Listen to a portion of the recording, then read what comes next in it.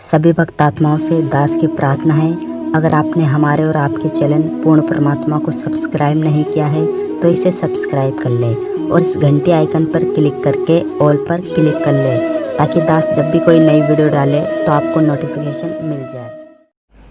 अब श्री कृष्ण जी का इतिहास देख लो। श्री विष्णु जी अवतार श्री कृष्ण जी, श्री राम वाली श्री रामचंद्र जी के जीवन वाला भोग भोग के वो प्राणी श्री कृष्ण रूप में फिर जन्म हुआ।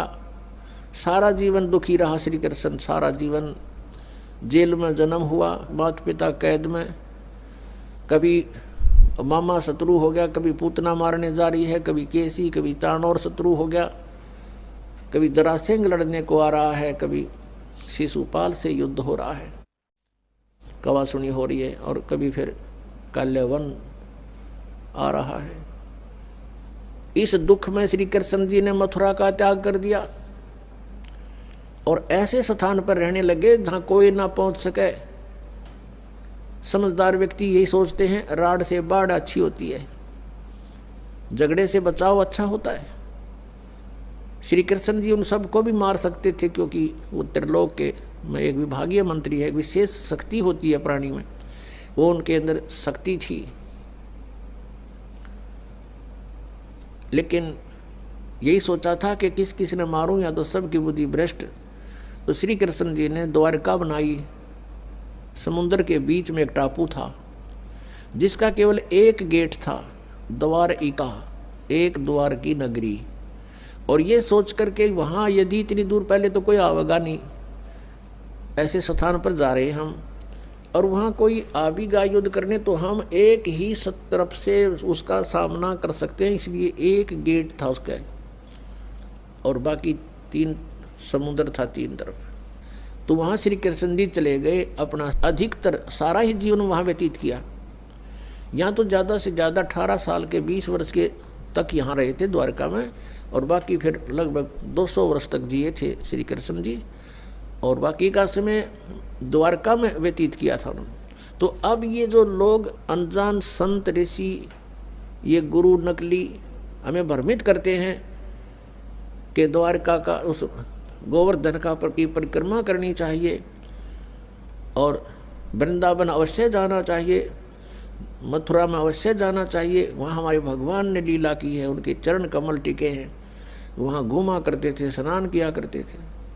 अरे श्री कृष्ण जी यहाँ तक 20 वर्ष रहे थे इस मथुरा में, बाकी 180 साल तो वहाँ रहे हैं द्वारका में, और वहाँ का नामो निशान मिट गया उस द्वारका को। इसलिए वहाँ खत्म की द्वारका, समुद्र में डूब गई श्री कृष्ण जी की मृत्यु के बाद, और यादों का विनाश हो गया था, आपस में लड़के मर गए थे, और जो बाकी शेष औरतें बची थी उनको अर्जुन ले आया था, सब खाली हो गई थी द्वारका। उसके बाद वो समुद्र ने डबो दी थी, अंदर चली गई। कारण यही था कि भगवान ने सोचा कि यहाँ आएंगे फिर ये धक्के खान द्वारका में इतनी दूर, इसलिए उसका नामो निशान मिटवा दिया था। अगर आज द्वारका होती तो ये नकली कहते द्वारका में भगवान रहे थे, वहाँ जाया करो, वहाँ बहुत पुण्य होता है। उस द्वारका में तो सत्यानाश होया था, सारे यादव कटका मर गए थे वहाँ पर। आज भी जाते हैं वहाँ बहुत से श्रद्धालु। तो कहने का भाव यह है कि जब तक आत्मज्ञान बिना नर भटके, इस तत्व ज्ञान बिना नर भटके, कदे मथुरा कदे काशी। फिर श्री कृष्ण जी का फिर कैसे अंत हुआ? श्री कृष्ण जी के सामने पूरा यादव कुल आपस में लड़का मर गया, पोते पड़पोते रिश्तेदार सब आपस में कटका मर गए। और वो सारा सांग देख कर, वो सारा अनर्थ देख कर जब श्री कृष्ण जी की मृत्यु हुई, एक परिवार के सामने एक आधे की मृत्यु हो जाती है, उसका कलेजा फट जाता है, रो रो के पागल हो जाता है इंसान। तो पुण्यात्माओं, आज तक हमें सत्यनारायण कथा नहीं मिली थी, और ये सत्य कथा है। सत्यनारायण का अर्थ है सच्चा भगवान, और सच्चे भगवान की सच्ची कहानी, सच्ची कथाएं।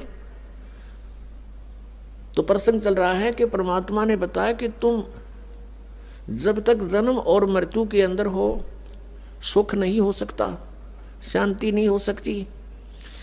अब इंद्र सोचता है ब्रह्मा विष्णु महेश सुखी होंगे। अब इन ब्रह्मा विष्णु महेश की आप देख रहे हो, श्री राम की, श्री विष्णु जी की, श्री कृष्ण जी की कैसे दुर्गति हुई।